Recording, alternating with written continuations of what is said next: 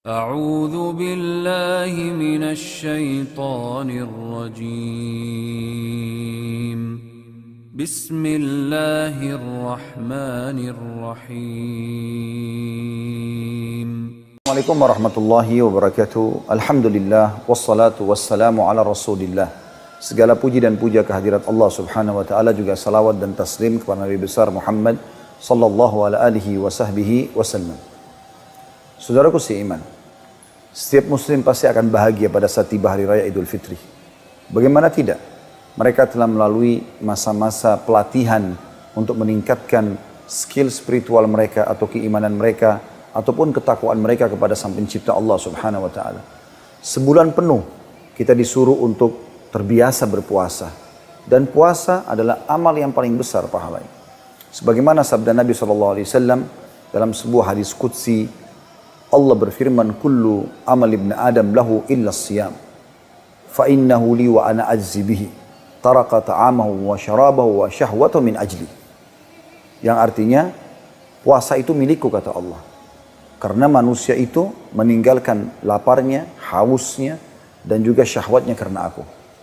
Riwayat lain menjelaskan bahwasanya Nabi SAW juga mengatakan, al-hasanatu bi asyri amthaliha ila sab'ami'a di'fin, qala Allah azza wa jal illa as-saum fa innahu li wa ana ajzi bihi. Semua ibadah sudah ditentukan 10 sampai 700 kali lipat pahalanya, tergantung kadar keikhlasan seseorang.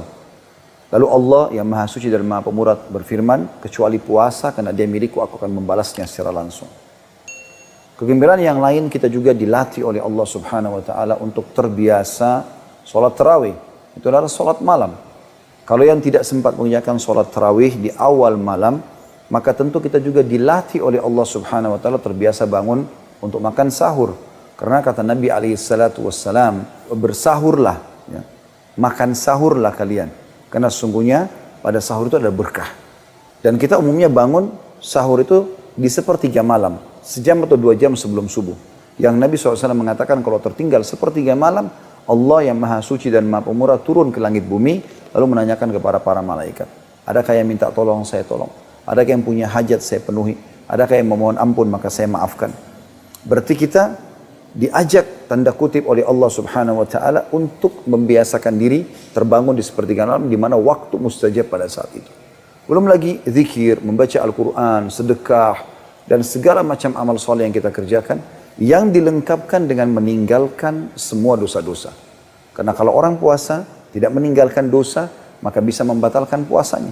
Sebagaimana sabda Nabi SAW di dalam hadits Bukhari Muslim, man lam yada' qawl az-zuri wal amal bi falaysa lillahi hajatun fi an yada' ta'amahu wa syarabah.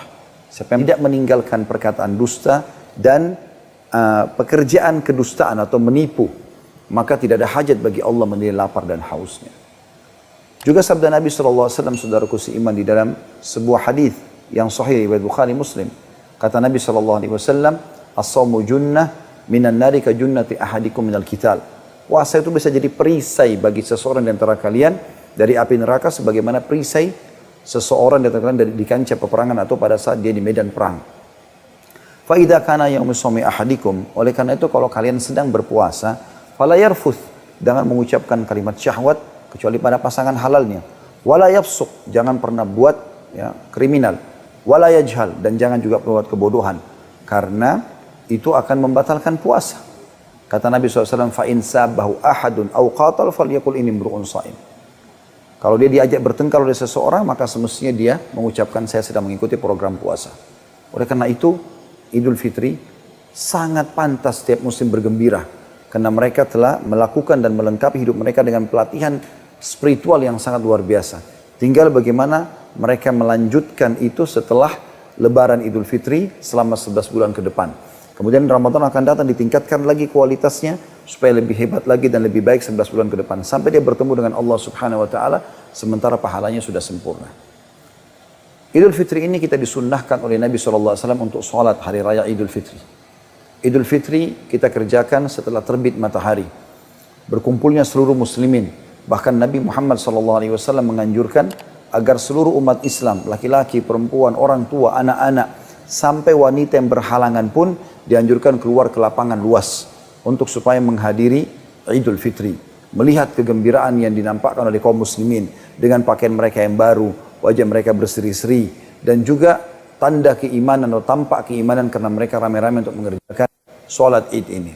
Dikerjakan sholat id setelah terbit matahari sebagaimana dicontohkan oleh Nabi SAW.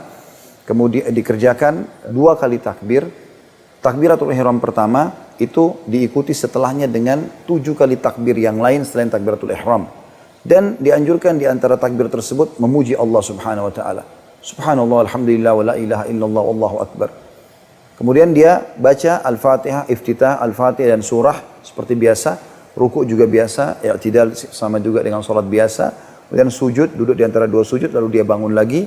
Di rakaat kedua, selain takbiratul intiqal, pada saat dia bangun dari rakaat sujud yang kedua, dari rakaat pertama, Allahu Akbar, dia baca lagi 5 takbir yang lain, diselingin diantaranya memuji Allah Subhanahu wa ta'ala.